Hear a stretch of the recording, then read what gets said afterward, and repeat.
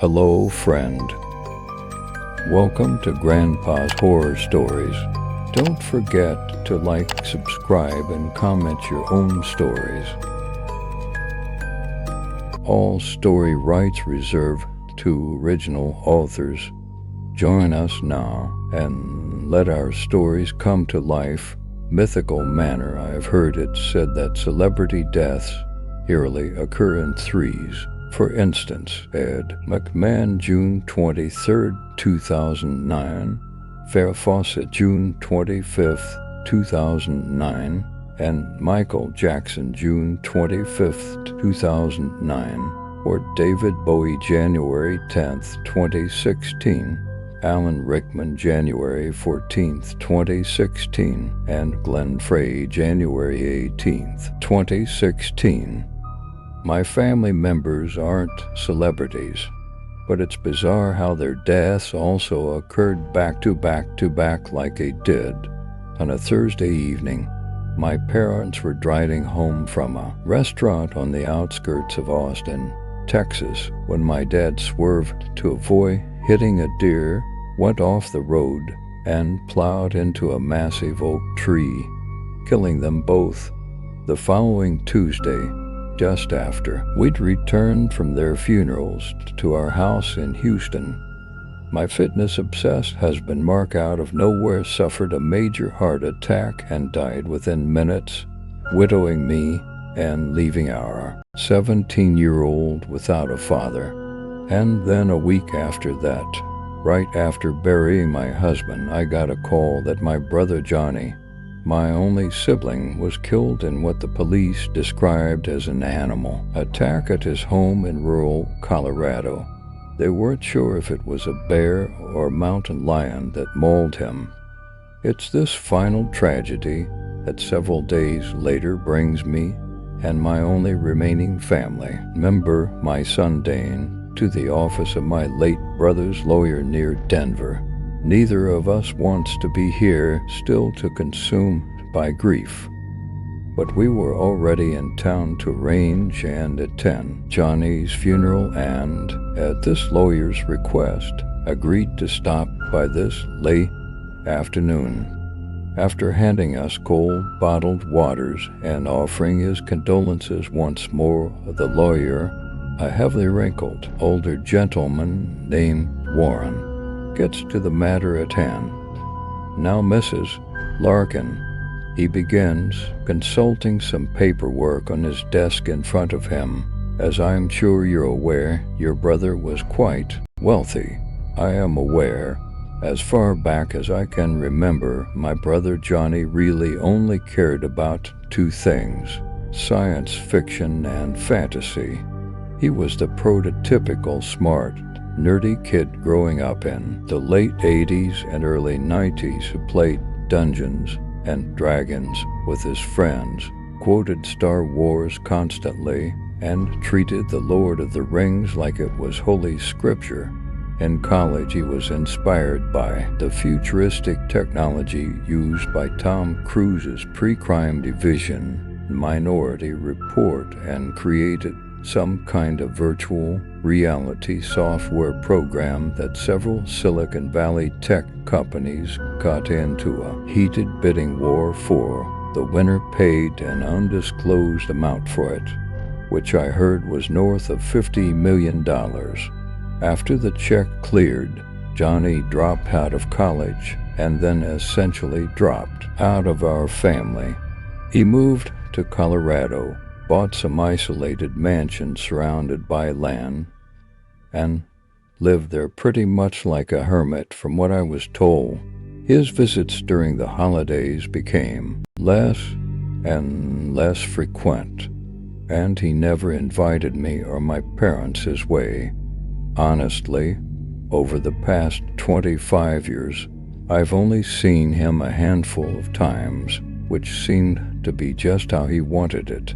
Mrs. Larkin Warren says, "Sorry, I say, embarrassed that I let my mind wander down memory lane.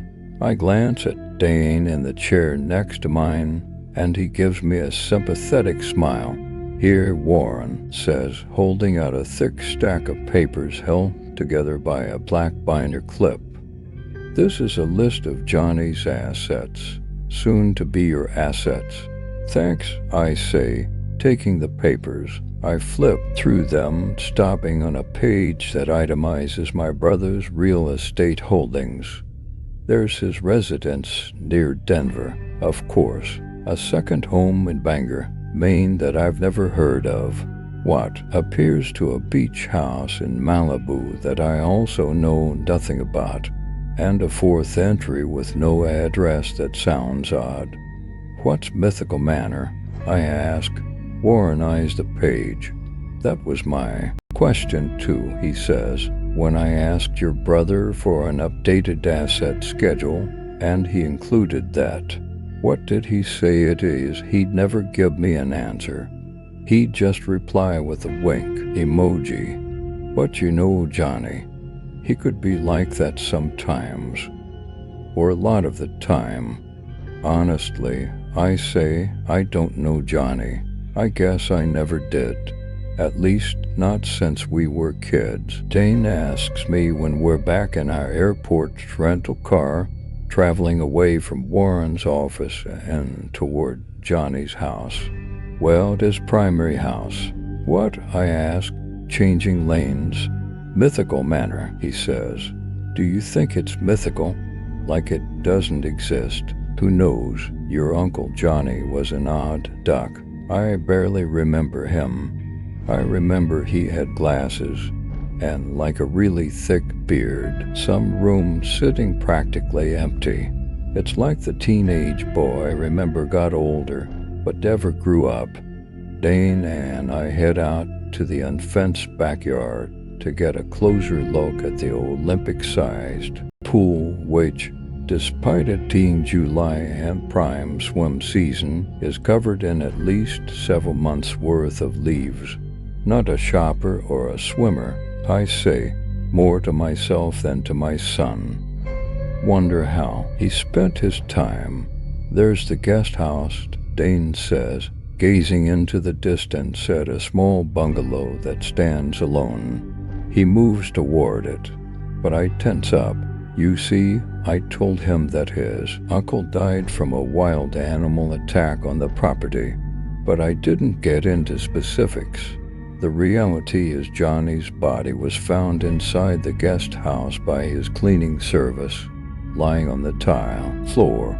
The police said he must have been mauled outside, then managed to escape into the guest house and shut the door behind him. Unfortunately, at that point the damage had already been done, and he soon after succumbed to his injuries. When the police told me their theory, a thought crossed my mind that I never vocalized. Why would a guy with no guests be hanging out over by his guest house? Warren assured me that the death scene has been cleaned up, but in case it hasn't, I don't want my son traumatized by what he might see.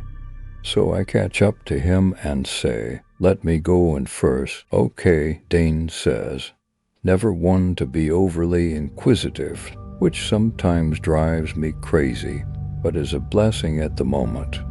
We reach the guest house.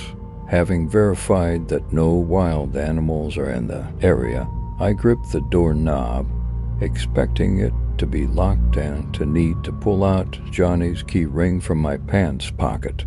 But to my surprise, the door is unlocked, and I'm glad now that I ran and caught up to Dane.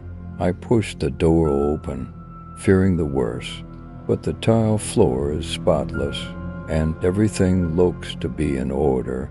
Dane and I step inside, and he closes the door behind us. The place actually looks a lot more homey than lived in than the main house. Books line the built-in bookshelves that cover the entire right wall, and the bed in the bedroom to the left looks slept in. I'm thirsty, my son says, heading toward the refrigerator in the compact kitchen in front of us. I watch him go, my strapping 6'5" offspring that somehow came from my 5'2" body. My husband was tall, but not that tall. I tell Dane he's so big because I breastfed him for 2 full years, which grosses him out, but honestly might have contributed to his size. While he rummages through the fridge, I can't help but give the tile floor at my feet another look. It's hard to believe that this is where my brother, my own flesh and blood, breathed his last just a few days ago. My eyes move up from the floor to the sprawling bookcase. The expected sci-fi and fantasy titles fill the shelves, but what looks like our childhood collection of Nancy Drew and Hardy Boys mysteries are also here, situated about halfway up. I feel a sudden rush of affection for Johnny that I haven't felt in a long while. I guess nostalgia can be a powerful force. I pull out the hidden staircase, which, if I recall correctly, is one of the very first Nancy Drew entries and also one of my favorites. As I study its exterior, I notice that a tiny speck of something red is dried on its old spine. Could it be blood? I replace the book on the shelf and take a step back, examining the titles around it. My eyes widen as I notice more red specks on other books. They're minuscule, but definitely there. The police made it sound like this mountain lion or whatever it was clawed and bit my brother several times. Then he ducked inside, collapsed on the floor, and died. But if that's what happened, why is there what appears to be blood on the bookcase, and why is it over waist high? Did Johnny lean against the bookshelf before he fell to the floor? It's possible. It's also possible that he didn't die the way the police think he did. I take another look at the hidden staircase, the gears in my mind turning. Dane rejoins me, swigging a 20-ounce bottle of Dr. Pepper and noticing my quizzical expression. "What's wrong?" he asks. "I don't know," I say. "Maybe nothing. Help me take these books down. All of them, that's a lot of books. Humor me." My son sighs, sets his soda on the floor, and starts pulling down the books. He starts on the top shelf, which, given my short stature, I appreciate. I tackle the bottom rows, piling the books on the floor as orderly as I can. "That's weird," Dane says. "What, this one won't come down? It's like stuck." I stand back and see what he's talking about. There's a red book on a row near the top that he's trying to yank down, but it won't budge. "Try pushing up," I say. "Okay." He does, and my suspicions are confirmed when a latch is released and a door embedded in the bookshelf cracks open. "Ho, secret passage," Dane says, pushing the door open. Why? Beyond the doorway is a small, nondescript room that is empty except for a circular stone staircase that descends underground. "Probably leads to the main house," he says, "in a closet or something. Let's check it out." "Hold on," I say, sighing. "Look, your uncle's body was found here in the guest house. It's possible the animal that attacked him is down there." Dane ponders this. Was the door to the guest house found open or closed? Closed. Then the animal couldn't have gotten inside. I consider this, unsure what to think. Besides, my son says, even if it is down there, which it isn't, it'll have gone days now without food or water. It'll be too weak to mess with us. I don't know. Plus, I always keep a pocket knife on my cane. "You got it. Right here," he says, patting a bulge in his jeans pocket. "Well, it's fine," my 17-year-old says in his patented sing-song, dismissive tone that he uses whenever he thinks I'm worrying too much about something. Then he starts down the staircase. I take a deep breath and follow, a little anxious. What we find at the bottom of the stairs is much more than a tunnel connecting to the main house.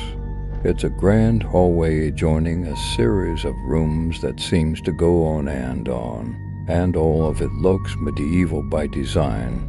Stone walls and stone floors, old-fashioned sconces with flickering flames, elaborate tapestries hung all around, even several suits of armor standing sentinel. "What is this?" I ask, awestruck. "It's like the cellar of a castle," Dane says, and he's right. I peer into a nearby room that seems to break with the Middle Ages-inspired decor. Inside are several computers on desks, lots of computer equipment on shelves, and a rat's nest of computer cords. I notice in a corner a giant, high-tech-looking metal cylinder mounted on a swivel that's pointed toward a double-door closet. "What in the world," I say, "is that some kind of cannon?" My son asks. "Looks like something from NASA." "Why is it aimed at the closet?" Dane asks, walking toward it. He yanks open the double doors to find it vacant, with just a blank stone wall facing US. However, the stone appears darker here than in other places underground. Like maybe it was burned. Can you even burn stone? I was about to ask Dane his thoughts on the matter, but Maya, teenager, is already moving on to the next room. I catch up to him, finding ourselves in an enormous walk-in pantry with rows and rows of canned food stacked on shelves and giant sacks of grain piled on the floor next to countless gallon-sized water jugs. "What on earth," I say. "How does one guy need all this?" "I don't know," Dane says. "What do you think happened here?" He points with his foot to a sack in a corner labeled barley that's been torn open, its contents partially spilled out. Looks like it was clawed. I stop short as I hear something a ways off. It sounds like a grunt. Dane and I trade looks. "Is that a dog?" he asks, shhh. "Maybe it's the wild animal," I whisper, fearful. The grunt comes again, louder, closer. "Get your pocket knife out." Dane reaches into his pocket and pulls out his key ring. "Oh crap," he whispers. "I forgot." What? Airport security made me leave the knife there. Suddenly I remembered too, wincing. "Sorry," Dane adds. I glance around the room for a possible weapon. Spotting the canned food next to us, I pick up 2 cans of beans and hand one of them to my son. "Better than nothing," I whisper. "Let's get out of here." We tiptoe back into the hallway, peering in both directions. But there's no sign of any animal. Then what emerges from a room in the distance is a creature that my terrified mind can barely process. It spots us, stopping in its tracks. "Mom," Dane mutters, sounding as petrified as I feel. The beast resembles a lion, but it also has a second head, that of a longhorned goat, and a tail that ends in a third head, that of a venomous snake. "That can't be real," I gasp. The monster seems to challenge my statement, letting out a guttural roar from the mouth of its lion head. As it does, I notice the dried blood around its mouth and the mouth of the goat head, and I know what really happened to my brother. The creature then lowers itself onto its haunches, rolling at us, looking ready to strike at any second. Dane hurls his can of beans down the hallway at it and misses. "Hi, come on," he says, taking my can from me. He tries again and pegs this abomination squarely in the chest, causing it to yelp in pain. "Bullseye," he says, smiling. Then all hell breaks loose as the furious beast charges toward us. "Run!" Dane yells. He retreats, sprinting back toward the circular stone staircase with me on his heels. Neither of us dares to glance back at the stuff of nightmares that's barreling after us. Dane reaches the staircase, spins, and ushers me past him. "Go!" he hollers, gallantly pushing me up the first few steps. I obey, too frazzled to argue. I hear my son rushing up the winding stairs behind me, then another roar from the creature, which sounds very close by. "We're not gonna make it," he says, breathless. I peer back and witness a horrifying sight. This three-headed monstrosity lunging up the stairs after us. Then Dane falls onto his back and puts his legs up in the air, looking like he's about to do leg presses, which he does when he's working out for football. "What are you?" I begin to scream, frantic, just as the beast pounces onto my son's prone body. The jaws of the lion head open. Why, its sharp, blood-stained teeth showing. With a loud grunt, Dane kicks with all of his might, and the beast goes flying backward, falling topsy-turvy down the staircase with an anguished cry. Then there's a loud cracking noise like snapping vertebrae, and the only sound that can be heard is the labored panting from my son and me. "It's dead," he says. "You don't know that," I say. "It broke its neck." "Which one?" Not a question I ever thought I'd ask.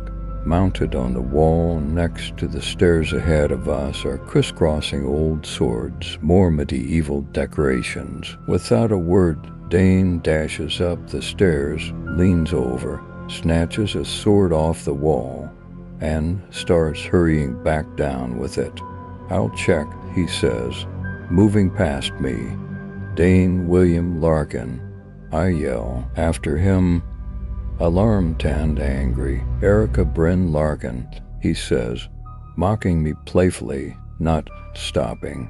"Get back up here 1 sec." I sigh heavily and move to fetch the other's sword, just in case. As I reach for its handle, I notice dried blood on it.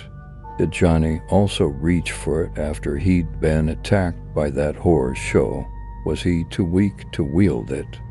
For whatever reason, he decided not to fight and instead to retreat to safety in the guest house. Clutching my sword, I find Dane at the bottom of the stairs, ramming the tip of his sword repeatedly into the belly of the prone beast. If it wasn't dead before, it should be now. All 3 of its heads are motionless, and its 6 eyes are closed. "Got him," I say. "Got it," he says, propping his blood-stained sword against the stone wall. "It's one creature. There are 3 heads, Dane. I think that qualifies as them. It's got 1 bod." Dane breaks off, gasping, as the presumably dead monster's snake head lashes out toward his leg, fangs bared. Without hesitation, I swing my sword down hard and decapitate it. "Oh my gosh," he says. "Thanks. I thought it was dead," I say in a sing-song tone, giving him a hard time. "It should have been." My son frowns, humble, giving the severed snake head a swift kick down the hallway. "What do you suppose it is?" I ask, studying the corpse. "Could it be some kind of science experiment?" Dane asks. "Like merging lion DNA with goat and snake DNA. I don't think that works," I say. He notices a recessed area off the hallway and walks toward it, partially disappearing inside. "Ho, check it out. Better not be another creature," I say. "It's not," my son says, reaching in and taking hold of something. When he turns back to me, he's gripping 2 black guns with long, narrow barrels, tranquilizer guns. How do you know that? I ask. Because I know guns. How? YouTube. Dane steps into the recessed area again. Here are the tranq darts. Do you know how to load them? I ask. Duh, I sigh. The lesson in humility was a brief one, it seems. Minutes later, each of us is brandishing a loaded tranq gun as we further explore this Middle Ages basement. We come to a drawn black curtain that covers an entire doorway. As Dane goes to pull the curtain aside, I grab his shoulder. Be ready, I say. He nods, yanking the curtain aside, and what we see inside this new room makes me gasp. Against the right wall is a large, thick plexiglass enclosure, like something you'd find at a zoo. And locked inside the enclosure is a white horse with wings. Oh my gosh, Dane says. My eyes drift up to the top of the enclosure where I see an engraved metal sign attached that reads Pegasus. What is this? I mutter, dumbfounded. This, my son says, is Mythical Manor. The Pegasus sees us and moves too, its empty food dish whinnying. Dane eyes another drawn curtain on the opposite wall. He moves toward it, carrying his tranq gun, with me right behind him, carrying mine. He pulls the curtain aside, revealing another room with another plexiglass enclosure that contains a large, bearded being with one eye in the center of his forehead. The engraved sign reads, Cyclops. Hi, Dane says. To him, the Cyclops rushes up to the laminated glass and slams a fist into it, which makes me jump. Then he grunts loudly and turns his back to us. I spy another drawn curtain on the far wall and walk to it, with Dane following me. I pull it aside, bracing for whatever weirdness awaits us. Inside this room's enclosure is a creature with the lower body of a horse, but the upper body and head of an old woman, her bare chest covered by her long, gray hair. As you might suspect, the sign reads, Centaur. Hi, I say to this more normal-looking being, normal by mythical standards anyway. Hi, she says back. I can't believe you're real, Dane says. The elderly centaur smiles weakly at him. As real as you are. Sorry. It's just I was always told centaurs are make-believe. Where I'm from, humans are make-believe, she says. At least they were until the dark day he showed up. Who? I ask. The centaur turns to me. The man who hunts us and keeps us captive here for his own amusement. Johnny. That's him. But how? Through a gateway he found between this world and ours, using some magic he calls a laser. So that's what that high-tech cylinder thing is.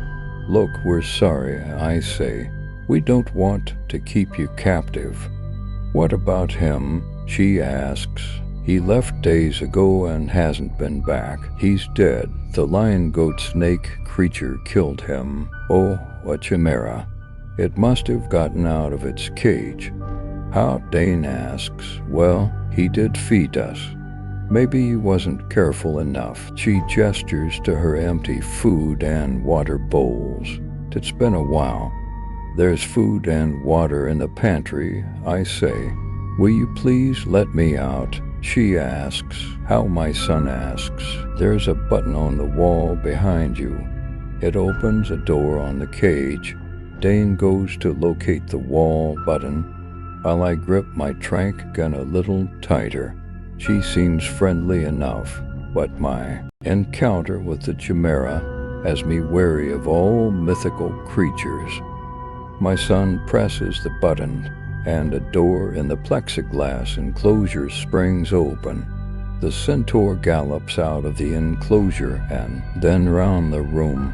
Dane and I share a look that says, Can you believe this is actually happening? She finally stops next to us.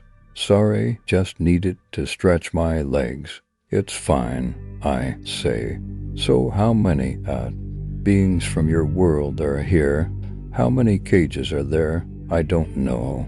When I was captured, there was an ogre, an imp, a banshee, a goblin, and a gnome. But it's been a while. No telling how many are here now. Well, Dane says, we're gonna help you all get home. I glare at my son for making such a stupid promise. Dane, how they'll kill us. Not with these, he says, gesturing to our tranquilizer guns. Besides, he says, turning to the centaur, you're gonna help us, right? Of course. I turn to her. Can you convince them not to hurt us? The centaur shakes her head. Some of them would attack me, and I didn't cage them. Neither did we. Listen, we'll figure out a way. Why don't I go eat while you two take inventory? Then we'll meet back here and formulate a plan. Okay, my son says. I'm Anosha. By the way, I'm Dane, and this is my mom, Erica. Pleasure to meet you, she says. Thanks for freeing me. Anosha smiles and gallops away. We watch her go, still stunned by everything we've witnessed this evening, which has probably turned to night by now. We take our trank guns and continue our sweep of the premises. I use the camera on my phone to start cataloging every creature that my insane brother somehow invented a way to access and capture. I see things that I know will give me bad dreams for years, but I power through. Others, like a beautiful mermaid in a water tank, are pleasant sights to behold. Dane and I finally reach what looks to be the final room and the final enclosure. Inside it lies a thin, middle-aged man in tattered clothes who appears to be sleeping. My son and I exchange looks of surprised. Hello, I call. The man peers up at us, then slowly gets to his feet. Hello, he says. Who are you? We're heirs to this place. Heirs? Is Johnny dead? Yeah. Oh, thank goodness, the man says. I worked for him here. You did? Dane asks. Yeah, until he started mistreating the creatures. I told him it wasn't right. He got mad and shot me with one of those, he says, pointing to Dane's tranquilizer gun. When I woke up, I found myself locked in here, the cage for his next conquest. My son turns to me. Mom, I'm sorry, but your brother was a monster, he says. We gotta let him out. Dane moves toward the opposing wall. I, the man who's watching my son intently, my gaze moves up to the top of the enclosure where the engraved sign reads, Lycanthrope. What the heck is that? I'm about to ask the man when I hear my son hit the wall button, and the door in the enclosure opens. The man steps out. Thanks, he says. No problem, Dane says. The man offers a hand to him. Boris, my son shakes it. Dane, and that's my mom, Erica. Pleasure, Boris says, outstretching a hand to me and smiling. I shake it, but something in his smile causes a feeling of uneasiness to come over me. Boris points to the trank gun in my hand. Mind if I take a look? I hesitate, not wanting to hand my only weapon over to this stranger. He seems to sense my reluctance and spins toward my son. Can I take a quick look at yours? Sure, Dane says, handing the trank gun over. I tense as Boris examines the gun. Sorry about my brother, I say. Boris nods, then turns his back to us.